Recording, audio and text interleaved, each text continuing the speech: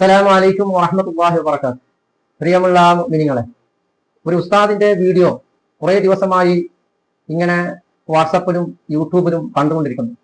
അതായത് ഒരു പള്ളിയിൽ ജോലി ചെയ്തിരുന്ന ഒരു ഉസ്താദിനെ നാട്ടുകാർ ഇറക്കി വിട്ടതായിട്ടുള്ള ഒഴിവാക്കിയതായിട്ടുള്ള ഒരു സംഭവവുമായി ബന്ധപ്പെട്ട ഒരു വീഡിയോ ആണ്. ആ നാട്ടുകാർ രണ്ട് വിഭാഗമായി, ഒരു വിഭാഗം ഉസ്താദിന്റെ അനുകൂലവും പ്രതികൂലവും, മറ്റൊരു വിഭാഗം. ഇങ്ങനെയായി ആ ഉസ്താദ് ഇടക്ക് വിഷമം അറിയിക്കുന്നു.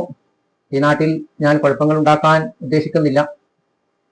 അതുകൊണ്ട് ഒരു കാര്യം ഇതിലൂടെ മനസ്സിലാക്കാൻ പറ്റുന്നത്, അതായത് ചില ഉസ്താദന്മാരെ ഇല്ലാത്ത കാരണങ്ങൾ പറഞ്ഞുകൊണ്ട് അവരെ ജീവിതത്തിൽ അവരെ മാനം കളയുന്ന നിലക്ക്, അവരെ വഷളാക്കുന്ന നിലക്കുള്ള ചില ആളുകളുടെ അവസ്ഥകൾ നാം കണ്ടുകൊണ്ടിരിക്കുകയാണ്. ചില കമ്മിറ്റിക്കാർ, ചില ആളുകൾ ചില ഉസ്താദന്മാരെ ഇല്ലാത്ത കാരണങ്ങൾ വെച്ച് കൊണ്ട് അവരെ അഭിമാനത്തിനെ കളങ്കപ്പെടുത്തുന്ന ഒരു സംഭവമാണ് കണ്ടുകൊണ്ടിരിക്കുന്നത്.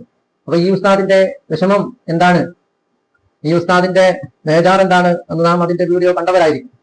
എന്നാലും അതിലെന്താണ് പറയുന്നത് എന്ന് നമുക്കൊന്ന് നോക്കാം. ഇവിടെ കമ്മിറ്റിയുടെ തീരുമാനപ്രകാരം, ആ തീരുമാനത്തെ മാനിച്ചുകൊണ്ട് ഞാന് ഈ പള്ളിയിൽ നിന്ന് ജോലിയിൽ നിന്ന് പിരിയുകയാണ്. കമ്മിറ്റിയുടെ തീരുമാനം ഈ ജോലിയുടെ പിരിയുന്ന സമയത്ത് ഞാൻ മദ്രസ പഠിപ്പിക്കുന്ന കുട്ടികൾ എന്റെ അടുത്ത് സങ്കടത്തോടുകൂടി പറഞ്ഞു, ഉസ്താദ് പോകുന്നതിൽ ഭയങ്കര വിഷമമുണ്ട്. അതേ പ്രകാരം തന്നെ ഉസ്താദ് പോയി കഴിഞ്ഞാൽ ഞങ്ങൾ മദ്രസയിൽ ഇനി പഠിക്കാൻ വരുന്നില്ല എന്ന് പറഞ്ഞു. ആ സമയത്ത് ഞാൻ പറഞ്ഞൊരു വർത്താനുണ്ട്, ഇവിടെ എനിക്ക് പുറത്ത് കുറെ പള്ളികൾ കിട്ടും, ജോലിക്ക് കിട്ടും, പക്ഷെ നിങ്ങൾക്ക് മദ്രസ ഒന്നേ ഉള്ളൂ, നിങ്ങൾക്ക് പള്ളി ഒന്നേ ഉള്ളൂ, നിങ്ങൾക്ക് മക്കാം ഒന്നേ ഉള്ളൂ. അപ്പൊ ആ മദ്രസയും മക്ബറയും പള്ളിയും ഒക്കെ പരിപാലിപ്പിക്കേണ്ടത്, അതിന്റെ ചുമതലകൾ ഏറ്റെടുത്ത് നടക്കേണ്ടത് എല്ലാവരും കൂടിയാണെന്ന് ഞാൻ ഓർമ്മപ്പെടുത്തുകയുണ്ടായത്. ഇവിടെ ഈ ഞാൻ എന്ന വ്യക്തി ഇത്രയും കാലം ജോലി ചെയ്യുന്നതിന്റെ ഇടയിൽ ഏതെങ്കിലും രൂപത്തിലുള്ള ഒരു സ്ത്രീ വിഷയമോ മദ്രസ കുട്ടികൾ ഉപദ്രവിക്കുന്ന വിഷയമോ സാമ്പത്തികമായിട്ടുള്ള പ്രശ്നങ്ങളോ ഞാൻ ഉണ്ടാക്കിയിട്ടില്ല. ഒരു മര്യാദപരമായിട്ടുള്ള ഒരു രൂപത്തില് എന്നോട് വന്ന് പറയാണ്, ഉസ്താദ് ഇവിടുന്ന് പോകണമെന്ന് പറഞ്ഞാൽ ഞാൻ പോവും, കടിച്ചു തൂങ്ങൂല. നിലവിൽ ഈ കൂട്ടത്തിൽപ്പെട്ട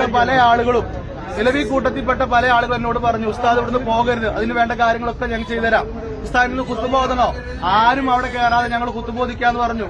ഇവിടെ നിയമപരമായിട്ട് ഒരു നോട്ടീസ് പീരീഡ് എന്ന് പറഞ്ഞ സാധനമുണ്ട്. 30 ദിവസം ഒരു ജോലിയിൽ നിന്ന് പിരിച്ചുവിടാനുള്ള അവകാശമുണ്ട്. 30 ദിവസം വരെ ഒരു പുതിയ ജോലി കണ്ടെത്താൻ ഇവിടെയുള്ള ആളുകളോട് യാത്ര പറയാനുള്ള അവസരമുണ്ട്. എനിക്ക് അങ്ങനെ ഞങ്ങൾ ചെയ്തു തരണം, നിയമപരമായിട്ട് നിങ്ങളൊന്ന് ചോദിച്ചു, ഞാൻ വേണ്ടാന്ന് പറഞ്ഞു. അതേ പ്രകാരം തന്നെ ഇവിടെ നിന്ന് ഈ മഹലിൽ നിന്ന് ഒരംഗമെങ്കിലും ഈ ഉസ്താദ് ഇവിടെ നിൽക്കണമെന്ന രൂപത്തിൽ വഖഫ് ബോർഡിൽ പെറ്റീഷൻ വെച്ചു കഴിഞ്ഞാൽ ഇവിടെ ഒരു തെരഞ്ഞെടുപ്പ് നടത്തി ആ ഉസ്താദ് നിൽക്കണോ വേണ്ടയോ തീരുമാനിക്കാൻ പറ്റും. ഇങ്ങനെയുള്ള പലതരത്തിലുള്ള നിയമപരമായിട്ടും അല്ലാതെയും ഏത് രൂപത്തിൽ ഉസ്താദിനെ സഹായിക്കാമെന്ന് പറഞ്ഞു വന്നിട്ടും ഞാൻ പറഞ്ഞു, ഞാനിവിടെ നിൽക്കില്ല, ഈ വെള്ളിയാഴ്ച കഴിഞ്ഞാൽ ഞാനിവിടെ ഖത്തീബല്ല, ഞാൻ പോകും. കാരണം ഞാൻ ഇനി ഇവിടെ നിന്ന് കഴിഞ്ഞാൽ ഈ മഹലിൽ 2 തട്ടാകും. പക്ഷെ എന്നെ സംബന്ധിച്ചിടത്തോളം എന്നെ സ്നേഹിച്ചവരാ നിങ്ങള്, എന്നെ സഹായിച്ചവരാ നിങ്ങള്, എനിക്ക് എല്ലാ സഹകരണങ്ങളും നൽകിയവരവര്. ഞാൻ പോകുന്നതിനുള്ള കാരണം ഈ പള്ളിയിൽ വെച്ചെങ്കിലും പറയാനുള്ള ഒരു അവസരം നൽകിയെങ്കിൽ ഇങ്ങനെ ഒരു പ്രശ്നം ഇവിടെ ഉണ്ടാകുന്നതായിരുന്നില്ല. ഈ നേരത്തെ പറഞ്ഞ പോലെ ഒരു പെണ്ണ് കേസോ അതല്ലെങ്കിൽ മറ്റെന്തെങ്കിലും കുട്ടികളെ ഉപദ്രവിക്കലോ സാമ്പത്തിക പ്രശ്നമാണെങ്കിൽ നിങ്ങൾ ഇങ്ങനെ ചെയ്യുന്നതിൽ ഞാൻ തൃപ്തിയോടുകൂടി പോകും. ഇവിടെ ഒരു മുതിർന്നവർ ചെയ്യുന്ന, അതല്ലെങ്കിൽ ഇതുമായി ബന്ധപ്പെട്ട രൂപത്തിൽ ചെയ്യുന്നതിന്റെ രീതിയല്ല നടന്നുകൊണ്ടിരിക്കുന്നത്. നിങ്ങളൊന്ന് ഓർക്കണം, നമ്മളെ സംബന്ധിച്ചിടത്തോളം ആണുങ്ങളാ, നമ്മുടെ കുടുംബം വിഷമിക്കാൻ നമ്മൾ ആഗ്രഹിക്കില്ല. നമ്മൾ ഒരുപാട് വിഷമങ്ങൾ നമ്മുടെ ഉള്ളിൽ ഇങ്ങനെ ഒളിപ്പിച്ചു വെക്കും. എന്നാ നോക്കണം, ഈ ഒരു വിഷയം എന്റെ വാപ്പാക്ക് വിളിച്ചു പറയാൻ, ആ വിഷയം എന്റെ ഉമ്മ കേൾക്കാൻ 4-5 ദിവസമായിട്ട് എന്റെ ഉമ്മ ഉറങ്ങിയിട്ടില്ല. ആ വീട്ടിലേക്ക് ഞാൻ കയറി ചെല്ലുമ്പോൾ മരിച്ച വീട്ടിലേക്ക് ചെല്ലുന്ന പ്രതീതിയാ. എന്തിനാ സുഹൃത്തുക്കൾ, എനിക്ക് 30 വയസ്സുണ്ട്, എന്നെ ഇവിടെ എന്റെ വാപ്പ കൊണ്ടുവന്ന് സ്കൂളിൽ ചേർത്തുന്ന പോലെ ചേർത്തിയതല്ല. എന്നെ ഈ മഹലില് നജീദ് സാഹിബ് സെക്രട്ടറി ആയിരുന്നു, ഈ നിഹാസുദ്ദീന്റെ പറഞ്ഞുകൊണ്ടാണ് പരിചയപ്പെടുത്തിയത് ഞാനിവിടെ വരുന്നത്. എന്റെ ഉപ്പ വന്ന് എന്നെ കൊണ്ടൊന്ന് ചേർത്തിയതല്ല.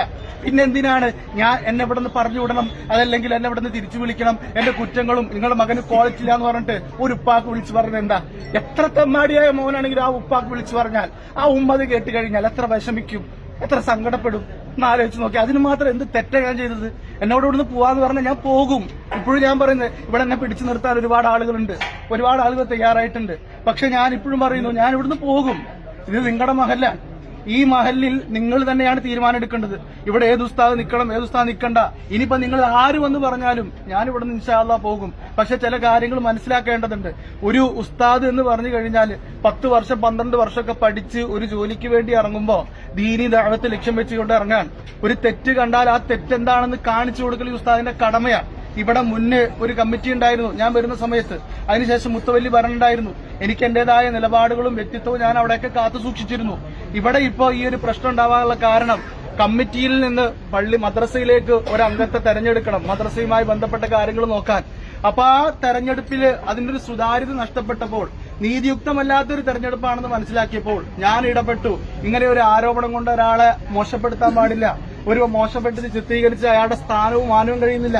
എന്നെ കുറിച്ചൊരു തെറ്റായ കാര്യം എന്റെ കുടുംബത്തെ അറിഞ്ഞു കഴിഞ്ഞാൽ, എന്റെ മക്കൾ അറിഞ്ഞു കഴിഞ്ഞാൽ പിന്നെ ആ കുടുംബത്തെ എനിക്ക് വിലയില്ല.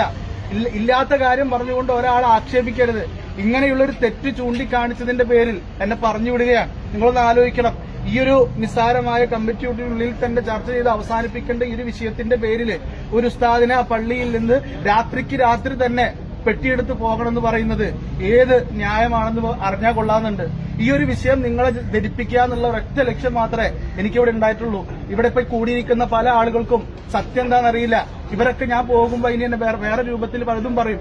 ഇപ്പൊ തന്നെ എന്നെ സാമ്പത്തികമായിട്ടുള്ള ബുദ്ധിമുട്ട്, സാമ്പത്തികമായിട്ട് ഒരുപാട് കാര്യങ്ങൾ ചെയ്തു, അതല്ലെങ്കിൽ അതിനു വേണ്ടിയിട്ട് ഒരുപാട് എന്റെ പോക്കറ്റ് നിറയ്ക്കാൻ ഒരുപാട് കാര്യങ്ങൾ ചെയ്തു എന്ന ആരോപണം ഇപ്പൊ തന്നെ ഉയർന്നു വന്നിട്ടുണ്ട്. നിങ്ങൾ അറിയണം, ഒരു വർഷമായിട്ട് എന്റെ വീടിന് ഞാനൊരു വീട് വെക്കാൻ വേണ്ടിയിട്ട് ഒരു സ്ഥലത്തിന് തീർ നടത്താൻ വേണ്ടിയിട്ട് 3 ലക്ഷം രൂപ കൊടുക്കാത്തതിന്റെ പേരിൽ ആ തീർ നടക്കാതിരിക്കുക. ഇവിടെ ഒരുപാട് സാമ്പത്തികമായിട്ട് സഹായിക്കുന്ന ആളുകളുണ്ട്.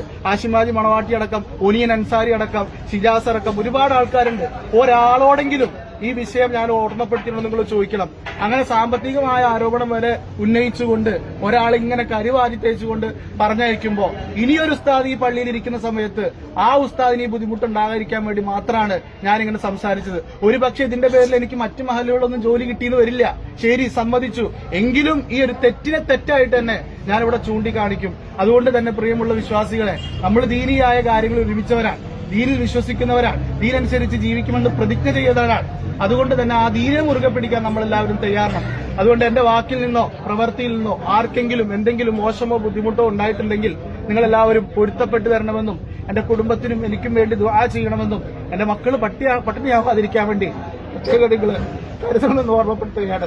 അസ്സലാമു അലൈക്കും വറഹ്മത്തുള്ളാഹി വബറകാതുഹു. 4 റമദാനില് ഒരു പള്ളിയിൽ ജോലി ചെയ്ത് അവസാനം കമ്മിറ്റി തീരുമാനിക്കുകയാണ് നിങ്ങൾ പോകണമെന്ന്. അപ്പൊ അതിന് ചില പള്ളികളിൽ കാരണമില്ലാതെ എന്താ ഞങ്ങൾ തീരുമാനമാണ്, നിങ്ങൾ പോയിക്കോളി, എന്തിനാണ് എന്നെ ഒഴിവാക്കുന്നതെന്ന് ചോദിച്ചാൽ അത് നിങ്ങൾ പോകണമെന്ന് ഞങ്ങൾ തീരുമാനിച്ചു, നിങ്ങൾ പോയിക്കോളി എന്നായിരിക്കും ചില പള്ളിയിൽ അങ്ങനെയല്ല. എന്തെങ്കിലും ഒരു കാരണം ഇല്ലാത്തത് പറഞ്ഞുകൊണ്ട് ഉസ്താദ്മാരെ കണ്ണീരിലാഴ്ത്തുന്ന ഒരവസ്ഥ മനസ്സിലാക്കണം. ഇതെല്ലാം നമ്മുടെ ജീവിതത്തിൽ വലിയ ദുരന്തമായി ഭവിക്കും എന്നതിന് യാതൊരു സംശയമില്ല. നിഷ്കളങ്കരായി നല്ല നിലക്ക് ഈ സമൂഹത്തിന് വേണ്ടി, അള്ളാഹുവിന്റെ പൊരുത്തത്തിന് വേണ്ടി സേവനം ചെയ്യുന്ന ഉസ്താദുമാർ, അവരെ നമുക്ക് കളിക്കാനുള്ള ആളുകളല്ല. നമ്മളെ കമ്മിറ്റിയാക്കി അതിലേക്ക് അള്ളാഹു താല നമ്മളെ ഏൽപ്പിച്ചു എന്ന നിലക്ക് അഹങ്കരിക്കാനുള്ളതോ അത് എൽമിന്റെ ആളുകളെ നിസ്സാരപ്പെടുത്താനുള്ളതോ ആയ ഒരു നേതൃത്വമല്ല. അള്ളാഹുവിന് വേണ്ടി ഒരു കമ്മിറ്റിക്കാരനായാലും ഒരു ഉസ്താദായാലും അവർ നിലകൊള്ളേണ്ടത് അള്ളാഹുവിന്റെ പൊരുത്തത്തിന് വേണ്ടിയാണ്. ഞാൻ കമ്മിറ്റിക്കാരനാണ്, ഞാൻ പറയുമ്പോൾ അനുസരിക്കണം എന്ന് പറഞ്ഞിട്ട് ഒരു കാര്യമില്ല. ദീനീപരമായിട്ട് ഒരു കാര്യം പറയുമ്പോൾ അത് എനിക്ക് എതിരായിട്ട് പറഞ്ഞതാണെന്ന് വിചാരിക്കൽ ഒരു നല്ല മനസ്സുള്ള ആളുടെ സ്വഭാവമല്ല. ദീനി പറയുമ്പോൾ അത് എല്ലാവർക്കും ബാധകമാണ്. അൽ-അംറു ബിൽ മഅറൂഫ് വന്നഹ്യു അനിൽ മുൻകർ, നല്ലത് കൽപ്പിക്കുക, ചീത്ത വിരോധിക്കുക എന്നുള്ളത് അത് ഒരു മുഅ്മിനിന്റെ കടമയാണ്. അതൊരു ഉസ്താദ് പറയുമ്പോൾ അത് എന്നെ പറ്റി പറഞ്ഞതാണ്, എന്റെലുള്ള ഒരു ദോഷമാണ് എന്ന നിലക്ക് അതിനെ ഇതാക്കിക്കൊണ്ട്, അതല്ലാതെ നന്നാവുന്നതിന് പകരം അതിനെ വേറെ എന്തെങ്കിലും നിലക്ക് ചിത്രീകരിച്ചുകൊണ്ട് ഉസ്താദുമാരെ അവഹേളിക്കുന്ന, അവരെ പരിഹസിക്കുന്ന, സമുദായത്തിന്റെ ഇടയിൽ കുറവാക്കുന്ന ഒരു നിലപാട് നാം എന്ന് കൈക്കൊണ്ടുവോ അന്ന് നമ്മൾക്കുള്ള ദുരന്തമായിരിക്കും. ജീവിതത്തിൽ അത് തീരാത്ത ഒരു വേദനയായിരിക്കും എന്ന് അറിയേണ്ടതാണ്. അതാണ് ഇൽമിന്റെ ആളുകളെ അള്ളാഹുവിന് വേണ്ടി വളരെ ഇഖ്ലാസോടെ പ്രവർത്തിക്കുന്ന ഒരുപാട് ഉസ്താദുമാർ അതിന് കഠിനാധ്വാനം ചെയ്യുന്നു. സ്വന്തം മക്കളെ പോലെ ആ മദ്രസയിൽ നന്നായിട്ട് പഠിപ്പിക്കുന്നു. ത്യാഗം ചെയ്തുകൊണ്ടിരിക്കവേ ഒരു ദിവസം പെട്ടെന്നായി നിങ്ങൾ പോകണം എന്ന് പറഞ്ഞുകൊണ്ട് അവരെ നിസ്സാരപ്പെടുത്തുന്ന ഒരു പരിപാടി ഉണ്ടായാൽ തീർച്ചയായിട്ടും അള്ളാഹുവിന്റെ അടുക്കൽ നാം ശിക്ഷിക്കപ്പെടും എന്നതിൽ യാതൊരു സംശയവുമില്ല. നാം എല്ലാവരും അള്ളാഹുവിന്റെ നിയന്ത്രണത്തിലാണ്. അള്ളാഹുവിന്റെ നിയന്ത്രണത്തിനെ വിട്ട് ഒരാൾക്കും, ഒരു കമ്മിറ്റിക്കാരനിക്കോ ഒരു ഉസ്താദിനോ ഒരാൾക്കും ഒന്നും ചെയ്യാൻ സാധ്യമല്ല. എല്ലാം അള്ളാഹുവിന്റെ നിയന്ത്രണത്തിലാണ്. അള്ളാഹു കാണുന്നു നമ്മളെ എന്ത് അക്രമമാണ്, എന്ത് നാം പ്ലാനിങ് ചെയ്യുന്നു, ഇതെല്ലാം അള്ളാഹു അറിയുന്നതാണ്. അത് നമ്മുടെ ജീവിതത്തിൽ വലിയ ദുരന്തമായി പിന്നെ ഭവിക്കുമ്പോൾ പിന്നെ ഖേദിച്ചിട്ട് കാര്യമുണ്ടാവുകയില്ല. അപ്പൊ ഈ ഉസ്താദിന്റെ കരച്ചിലും ബേജാറും വിഷമവും ഒരുപാട് നാം കേട്ടതാണ്, അറിഞ്ഞതാണ്. അങ്ങനെ നമുക്ക് അധികാരമുണ്ട് എന്ന് പറഞ്ഞുകൊണ്ട് ഉലമാവിനെ നിസ്സാരപ്പെടുത്തുന്ന ഒരു പ്രവണത നമ്മളിൽ നിന്നുണ്ടായാൽ തീർച്ചയായിട്ടും അത് നമ്മുടെ ജീവിതത്തിൽ മാത്രമല്ല, നമ്മുടെ കുടുംബത്തിൽ മാത്രമല്ല, അങ്ങേ തലവരെ അത് വളരെ വിഷമത്തിലായിരിക്കും. നമുക്കറിയാം, ഉസ്താദുമാരെ നിസ്സാരപ്പെടുത്തുന്ന ചില ആളുകൾ ഉണ്ടാവും. അവരെ മക്കൾ എങ്ങനെയാണ് നന്നാവുക, അവരെ കുടുംബം എങ്ങനെയാണ് നന്നാവുക? അപ്പൊ മഹാന്മാരെ, നല്ല ആളുകളെ വിമർശിക്കുന്നവനും പരിഹസിക്കുന്നവനും എവിടെയുണ്ടോ അവനുള്ള കാലത്തോളം ആ നാട്ടിൽ റഹ്മത്തോ ബർക്കത്തോ ഉണ്ടാവുകയില്ല. നബി സല്ലല്ലാഹു അലൈഹി വസല്ലം തങ്ങൾ പറഞ്ഞത്, കുൻ ആലിമൻ, നീ ഒരു ആലിമാകണം. ഒരു ഇൽമു പഠിച്ച ഒരു ആലിം, അല്ലെങ്കിൽ മുതഅല്ലിമൻ പഠിച്ചുകൊണ്ടിരിക്കുന്ന ഒരാളോ, മുസ്തമിയൻ, അല്ലെങ്കിൽ നീ അത് കേൾക്കാൻ ഒരു നന്മ കേൾക്കാനുള്ള ഒരു മനസ്സുള്ളവനാകണം. അല്ലെങ്കിൽ മുഹിബ്ബൻ, അവർ ഇഷ്ടപ്പെടുന്നവനാകണം, വെറുക്കുന്നവനാകരുത്. വലാത്തക്കും ഹാമിസാദി, അഞ്ചാമത്തെ ഒരു വിഭാഗത്തിൽ നീ പെടരുത് എന്ന് നബി സല്ലല്ലാഹു അലൈഹി വസല്ലം തങ്ങൾ പറഞ്ഞു. നമുക്ക് ഇൽമില്ല, ഇന്ന് പഠിക്കുന്നവരില്ല, ഇൽമു പഠിക്കാൻ നമുക്ക് സമയമില്ല എന്ന് പറഞ്ഞുകൊണ്ട് ഇൽമിന്റെ ആളുകളെ നിസാരപ്പെടുത്തിക്കൊണ്ടുള്ള ഒരു ജീവിതം, ഞാൻ എത്ര നല്ല ഇബാദത്തുള്ളവരായാലും അത് മതി നമ്മുടെ ജീവിതത്തിൽ അള്ളാഹുവിന്റെ ശിക്ഷ നമുക്ക് കിട്ടാൻ. കാരണം ഇൽമിന്റെ ആളുകളെ നിസാരപ്പെടുത്തുമ്പോൾ ഒരു സമുദായം മുഴുവനും അതിന്റെ വേദന അനുഭവിക്കുകയാണ്. കാരണം ഒരു ഉസ്താദിനെ പിന്നെ അഭിമാനം കളയുമ്പോൾ ആ ഉസ്താദ് പഠിപ്പിച്ചവർക്കെല്ലാം ആ പഠിപ്പിച്ച ഇൽമിനോടുള്ള വെറുപ്പ് ഉണ്ടായാൽ പിന്നെ എന്ത് സംഭവിക്കുന്നു? അവർ ആ ഇൽമിൽ നിന്ന് മാറിക്കൊണ്ട് തോന്നിവാസങ്ങളായി മാറുന്നു. അതുകൊണ്ട് നാം നല്ലോണം ശ്രദ്ധിക്കണം. അന്ത്യനാൾ അടുത്ത് വന്നുകൊണ്ടിരിക്കുന്ന ഈ സന്ദർഭത്തിൽ ഇസ്ലാമിൽ നിന്നും ഈമാനിൽ നിന്നും തെറിച്ചു പോകുന്ന ഒരു കാലത്താണ് നാം ജീവിച്ചുകൊണ്ടിരിക്കുന്നത്. അപ്പോൾ നാം നല്ല ശ്രദ്ധയോടെ ഈമാനോടെ അള്ളാഹുവിന്റെ പൊരുത്തത്തിന് വേണ്ടി നാം എല്ലാവരും പ്രവർത്തിക്കുക. അള്ളാഹു തആല തൗഫീഖ് ചെയ്യുമാറാകട്ടെ. അസ്സലാമു അലൈക്കും വറഹ്മത്തുള്ളാഹി വബറകാതുഹു.